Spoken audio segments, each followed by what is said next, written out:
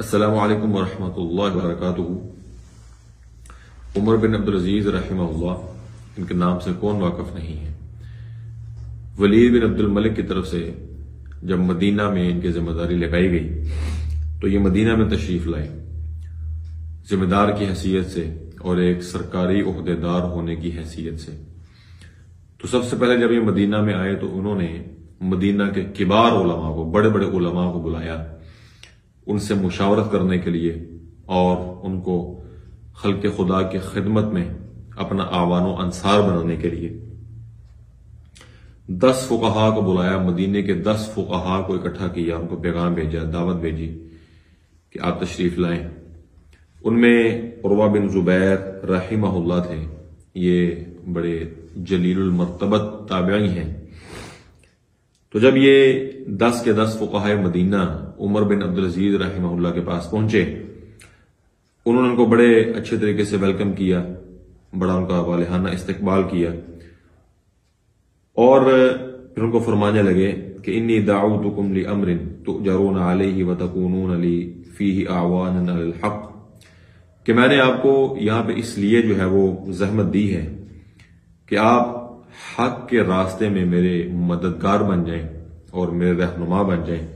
فَأَنَا لَا أُرِيدُ أَنْ أَقْطَعَ أَمْرًا إِلَّا بِرَأْيِكُمْ أَوْ بِرَأْيِ مَنْ حَضَرَ مِنْكُمْ،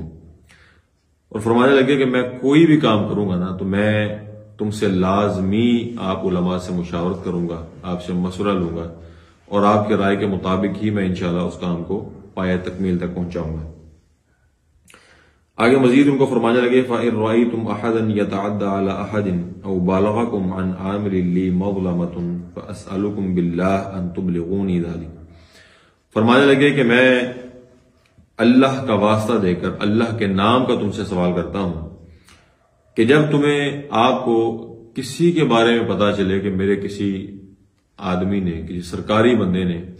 یا ویسے ہی کسی نے کسی آدمی پہ زیادتی کی ہے، ظلم کیا، اس کا حق تلف کیا ہے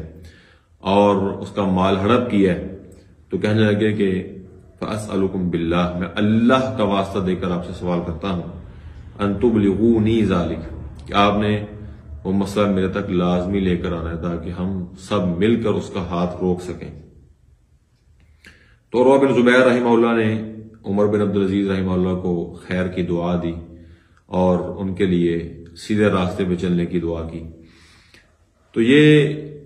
حقیقی رہنما اور حقیقی قائد اور لیڈر وہ ہوتا ہے کہ جس کے اندر تنقید کو برداشت کرنے کا حوصلہ ہوتا ہے اور وہ خیر کے کام میں صاحب خیر لوگوں کو شامل کرتا ہے، اور وہ اپنے ارد گرد ان لوگوں کو دیکھنا چاہتا ہے کہ جو اس کی اصلاح کرتے ہیں، اس کی رعایا کے ساتھ کیا ظلم ہو رہا ہے، ان کی کیا حق تلفی ہو رہی ہے، وہ رعایا کے مسائل اس تک پہنچائے۔ لیکن ہمارے ہاں آپ دیکھیں کہ ایسے لوگوں کو قطعاً پسند نہیں کیا جاتا جو آ کے منہ پہ حقیقی بات کر دیتے ہیں، حقیقی مسائل بتاتے ہیں، عوام کا رونا روتے ہیں اور عوام کا دکھ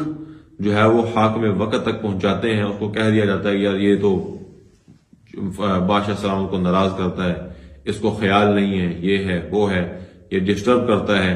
یہ آ کے جو ہے ہر وقت سڑی سڑی خبریں سناتا ہے، اس نے کبھی خوشحالی والی خبر نہیں سنائی۔ تو جب خوشحالی کی خبریں فقط اپنے سے بنا بنا کے خوشحالی کی خبریں سنانے والے آپ کے پاس آتے ہیں، آپ کو رعایا کے مسائل نہیں پہنچتے، آپ کو رعایا کے دکھ اور درد نظر نہیں آتے، آپ کو ان کو مسائل نظر نہیں آتے، آپ کو ان کی تکالیف سے کوئی سروکار نہیں ہوتا، اور آپ ایک عوامی سطح پہ جا کے لوگوں کے مسئلے حل کرنے کے لیے تگ و دو نہیں کرتے۔ لیکن جب آپ کے حاشیہ نشین ایسے ہوں، آپ کے ارد گرد چلنے پھرنے والے لوگ ایسے ہوں، اور آپ کی مشاورتی کمیٹی ایسی ہو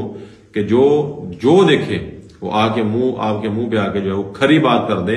اور آپ بھی اپنے درمیان اور ان کے درمیان ایسی سپیس نہ رکھیں اور ایسی رکاوٹ نہ ڈالیں کہ آپ کے منہ پہ آ کے کوئی بندہ حق بات نہ کہہ سکے۔ آپ کی مجلس میں اتنی آزادی ہونی چاہیے کہ آپ کے منہ پہ آ کے کوئی بندہ آپ کی رعایا کا دکھ تو سنا سکے، یار آپ کی رعایا مر رہی ہے، ان کو بھوک کا مسئلہ ہے، ان کو بجلی کا مسئلہ ہے، ان کو گیس کا مسئلہ ہے، اور ان کو پانی بجلی کے بلوں کا مسئلہ ہے، گیس کے بلوں کا مسئلہ ہے، غربت ہے، گندم نہیں ہے، کھاد نہیں مل رہی، ادویات نہیں مل رہی، ہسپتالوں میں یہ مسئلہ ہے۔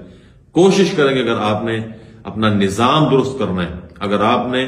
اپنے کندھوں کے اوپر ڈالی گئی ذمہ داری کا حق ادا کرنا ہے تو کھڑے لوگوں کا انتخاب کریں، خوشامدی ٹولے کا انتخاب نہ کریں کہ جو آپ کی ہر وقت جو ہے وہ آگے خوشامد کرتے رہیں اور ویلکم بلے بلے،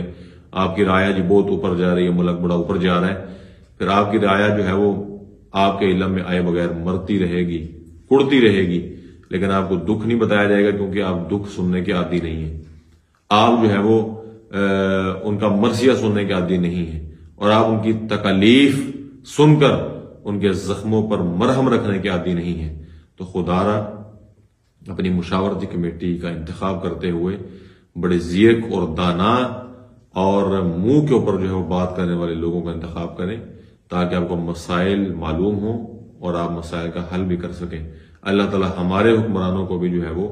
ایسی مشاورتی کمیٹیاں بنانے کی توفیق عطا فرمائے کہ جو بالکل بے خوف سچی اور کھری بات کر سکیں۔